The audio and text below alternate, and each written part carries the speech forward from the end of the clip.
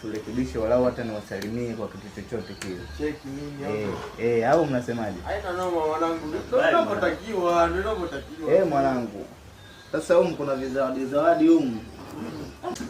Niwaachie mtagawana wenyewe, si unaelewa? Au si? Hakuna mazingira ya mimi ya pesa mimi, si unaelewa? Nakubali. Allah atakufunza vizuri tu ndo vizuri.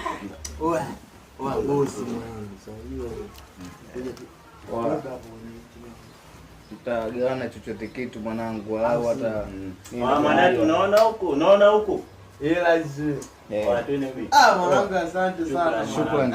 Bwana haya ni maisha ya kweli, sio kwamba tunatengeneza eti clip sijui tunataka nini. Haya ni maisha ya kweli kabisa. Hawa ni wanangu kitambo sana. Hawa ndo wameanza kunisupport kwa kitu chochote yani. Watu ni bini. Usiongee sana.